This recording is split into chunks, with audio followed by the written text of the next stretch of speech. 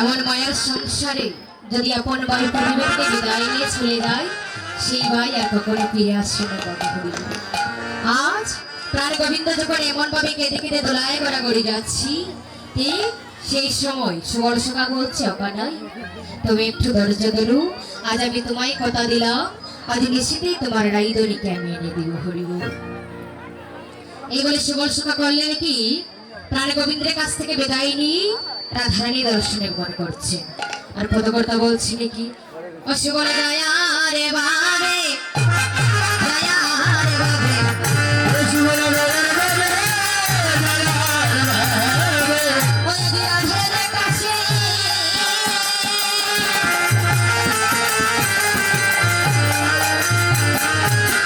থেকে মনে পাবে শুভর দয়া রে বাবে দয়া রে বাবে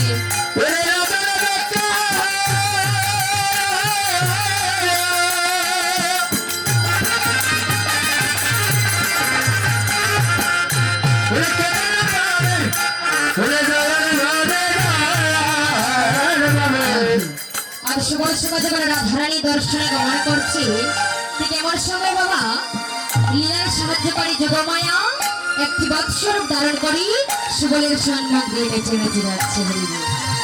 আর সুবল সভা করলে নাকি Yogamaya Yogamaya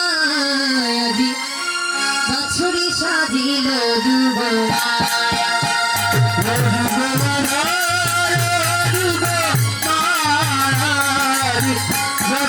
Sadila Yugamaya, Yugamaya, Yugamaya,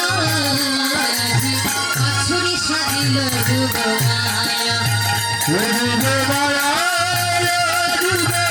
Yugamaya, Achuri Sadila Yugamaya, Achuri Sadila Yugamaya, Achuri Sadila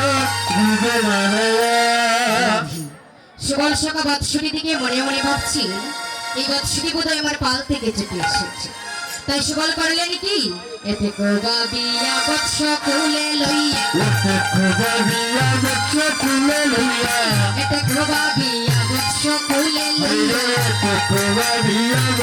কুলে লইয়া মহলের ভিতরে চলে আহারে মহলের ভিতরে চলে মহলের ভিতরে চলে মহলের ভিতরে চলে দেখিয়া তো কবি আছে সুবদন দেখিয়া তো কবি আছে সুবদন দেখিয়া তো কবি আছে সুবদন দেখিয়া তো কবি আছে সুবদন বসিয়া রঙ্গ মশালে গলি বসিয়া রঙ্গ মশালে বসিয়া রঙ্গ মশালে বসিয়া রঙ্গ মশালে সুবল সভা করলেন কি এতক ভাবিয়া বৎস কোলে লইয়া মহলের ভিতরে চলি আর দেখিয়া তো কোনি আছে সুবদনী বসিয়া ওই রন্ধনশালী হরিব।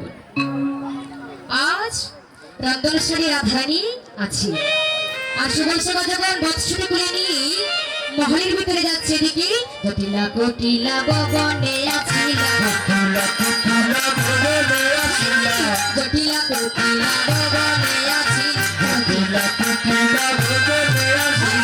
পাইয়া সুবলের সারা পাইয়া সুবলের সারা পাইয়া সুবলের সারা পাইয়া জিহি করে করে করি আইলা তোরা করি করি আইলা তোরা গনদিয়া বাহু নারে সুবল গনদিয়া বাহু নারা গনদিয়া বাহু নারা গনদিয়া বাহু নারা আরে সুবল পাপড়ে পড়িল সুবল পাপড়ে পড়িল বিতে লাগিল মনে রবিতে লাগিল মনে রবিতে লাগিল মনে হরে রবিতে লাগিল মনে ময়াজি আখিয়া কষাত শিরে বদরাগা আখিয়া কষাত শিরে বদরাগা দশগদুরা তো বনে রে সুবল দশগদুরা তো বনে দশগদুরা তো বনে রে সুবল রাধি সুবল সকা যখন পথশুটি কোলে নিয়ে মহলের ভিতরে যাচ্ছি, এদিকে জটিলা কুটিলা বলছে না বাছা, কে গো, কে তুমি হে? অনুমতি না নিয়ে আমার মহলের ভিতরে প্রবেশ করছিস।